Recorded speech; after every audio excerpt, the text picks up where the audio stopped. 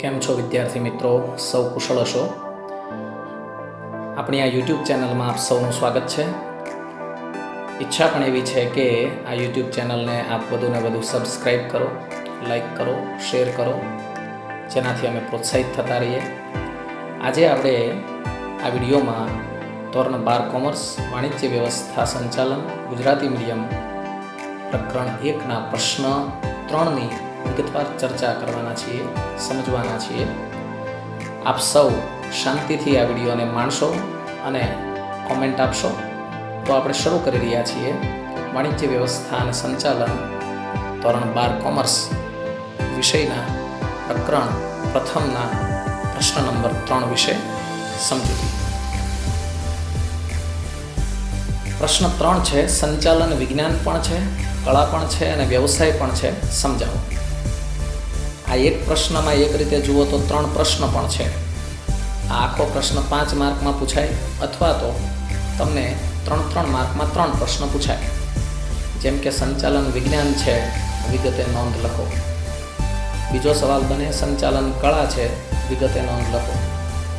ત્રીજો સવાલ બને સંચાલન વ્યવસાય છે, વિગતે નોંધ લખો. તો આ રીતે અલગ અલગ પણ આ પ્રશ્ન પૂછાઈ શકે. આપણે અહીં 5 માર્કના સ્વરૂપે આ પ્રશ્ન જ્યારે સમજતા હોઈએ ત્યારે પ્રસ્તાવના જરૂરી છે. તો સૌથી પહેલાં પ્રસ્તાવનાની સમજૂતી મેળવી લઈએ.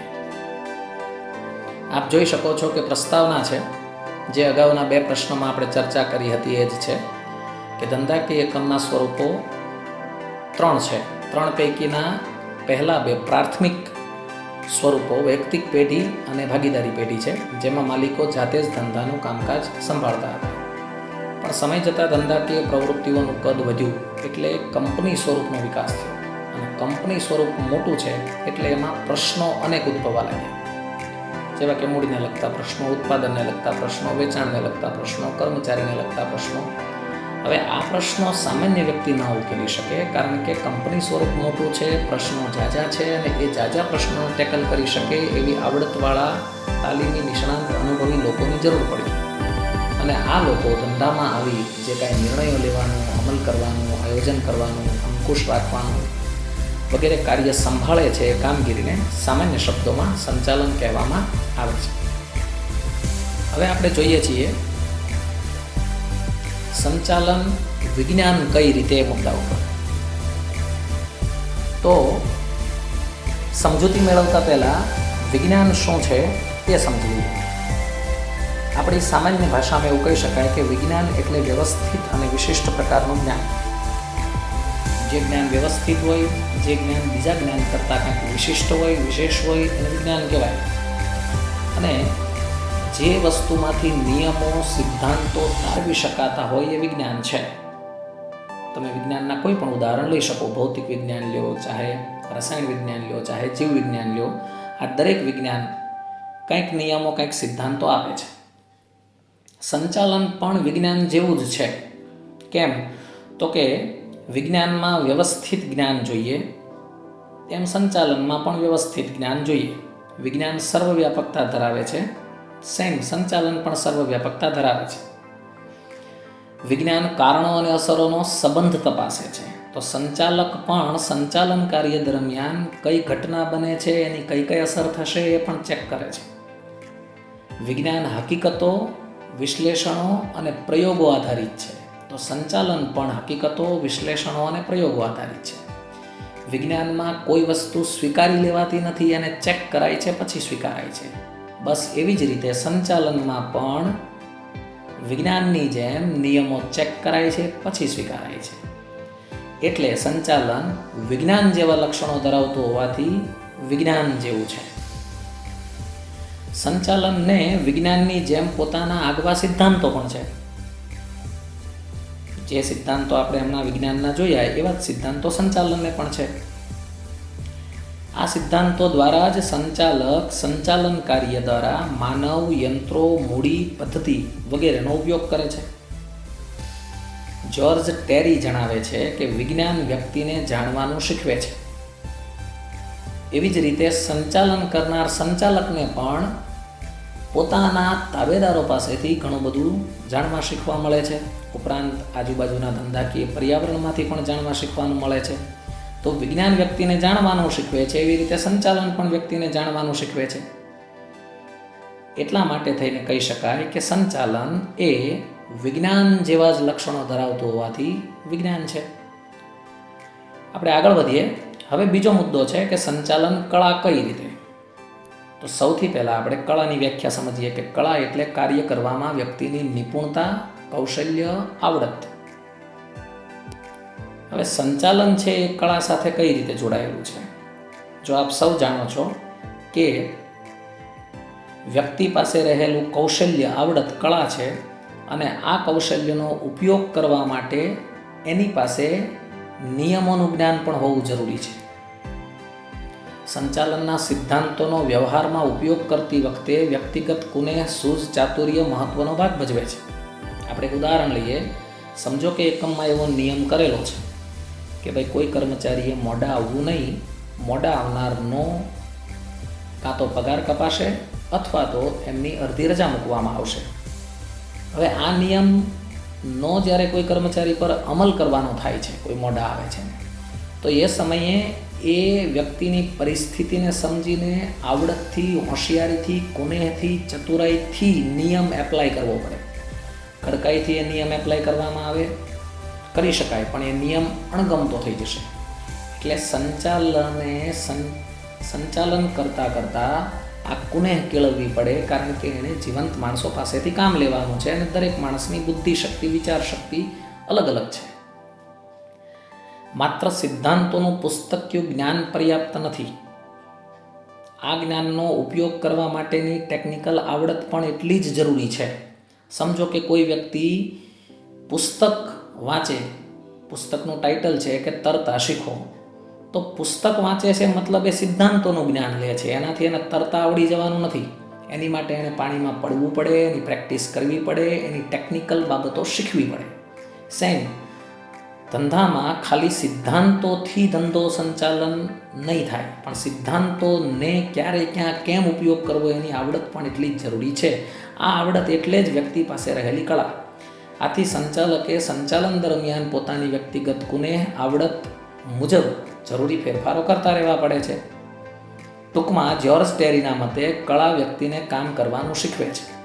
સિદ્ધાંત છે કામ કઈ રીતે કરવું એ જણાવે છે અને કામ કઈ રીતે અસરકારક થાય એ કળા શીખવે છે.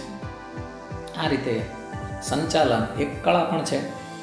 મતલબ આપણે એવો લઈ શકીએ કે સંચાલન નામનું વિજ્ઞાન સિદ્ધાંતો શીખવે છે, નિયમો શીખવે છે, પણ એ નિયમો, એ સિદ્ધાંતોને ક્યાં, કેવી રીતે એપ્લાય કરવા, એ આવડત, એ કુશળતા, એ હોશિયારી, એ કૌશલ્ય, એ નિપુણતા સંચાલકમાં હોવી જોઈએ.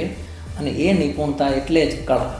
એટલે સંચાલન એક કળા પણ છે. આગળ જોઈએ મુદ્દો કે સંચાલન વિજ્ઞાન અને કળાનો સુભગ સમન્વય છે.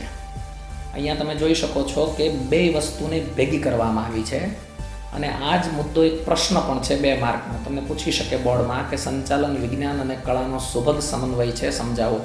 તો અહીંયા જે મુદ્દાઓની આપણે સમજૂતી મેળવીએ છીએ એના આધારે તમને જવાબ આવડશે. તો જોઈએ. અગાઉ આપણે હમણાં જ ખ્યાલ મેળવ્યો કે સંચાલન વિજ્ઞાન પણ છે, સંચાલન કળા પણ છે. પણ એનો મતલબ એ નથી કે સંચાલન એકલું વિજ્ઞાન છે કે સંચાલન એકલી કળા છે. સંચાલન બંનેનો સમન્વય છે. એટલે જ અહીંયા કીધું છે કે સંચાલન માત્ર વિજ્ઞાન નથી કે સંચાલન માત્ર કળા નથી, પણ બંનેનો સુભગ સમન્વય છે. બેય હોય તો જ સંચાલન શક્ય બને. માટે જ કહી શકાય કે સંચાલન એ નથી ભૌતિક શાસ્ત્ર જેવું શુદ્ધ વિજ્ઞાન. એટલે એને એકલું વિજ્ઞાન નથી કહી શકાતું, કે નથી તો શિલ્પશાસ્ત્ર જેવી શુદ્ધ કળા, એટલે એને એટલે કળા પણ નથી કહી શકાતું. એટલે કે સંચાલનનું વિજ્ઞાન જ્યાંથી અટકે છે ત્યાંથી સંચાલનની કળા શરૂ થાય છે.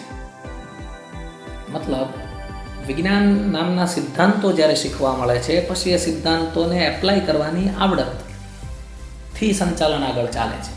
એટલે સામાન્ય શબ્દોમાં કહી શકાય કે સંચાલનનું વિજ્ઞાન જ્યાંથી અટકે છે ત્યાંથી સંચાલનની કળા શરૂ થાય છે. આ પ્રશ્ન પણ, આ વાક્ય પણ પ્રશ્ન તરીકે 2 માર્કમાં પૂછાઈ શકે. જવાબ આનો જ છે. તો આગળ વધીએ.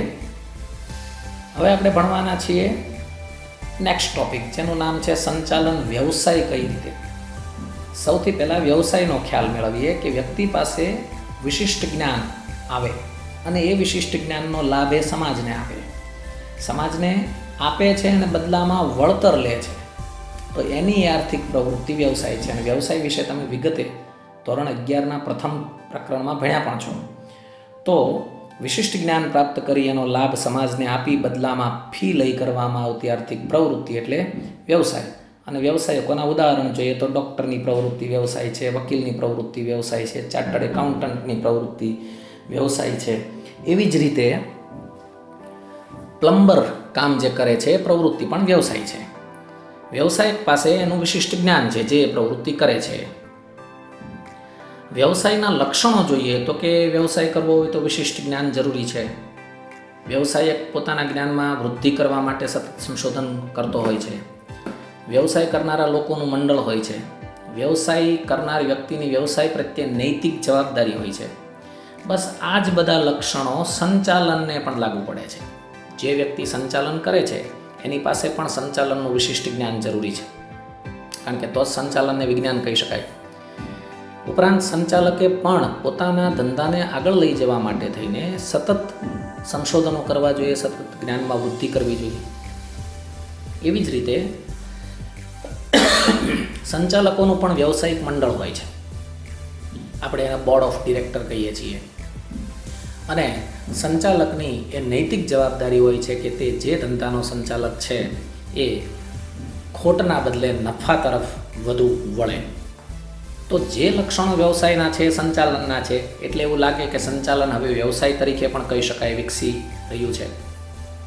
સંચાલન નામના વ્યવસાય દ્વારા વ્યક્તિને, સમાજને અને સમગ્ર રાષ્ટ્રને લાભ મળી રહ્યો છે. આપણે સૌ સારી રીતે જાણીએ છીએ, કારણ કે જુદા જુદા સંચાલકોની સારી સારી સંચાલકીય પ્રવૃત્તિઓને કારણે એવી એવી પ્રોડક્ટ માર્કેટમાં આવે છે કે જેના કારણે લોકોના જીવન ધોરણમાં સુધારો થાય છે, મતલબ કે વ્યક્તિને લાભ થયો.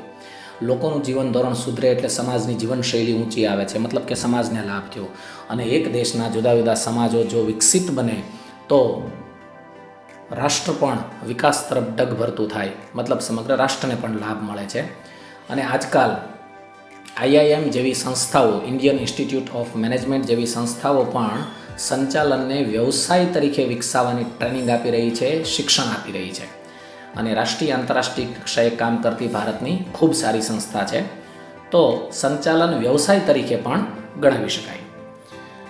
આ પ્રશ્ન અહીંયા પૂરો થાય છે, એટલે આપણે સમાપન દર પ્રશ્નની જેમ જોઈશું કે આમ ઉપરોક્ત મુદ્દા પરથી સંચાલન વિજ્ઞાન છે, કળા છે અને વ્યવસાય છે સમજી શકાય. આપ સૌને આ સમજૂતી ખૂબ સરળતાથી ધ્યાનમાં આવી હશે અને સહજતાથી તમે બધા મુદ્દાઓ સમજી ગયા હશો એવી અપેક્ષા સાથે થેન્ક યુ વેરી મચ. ખૂબ ખૂબ આભાર.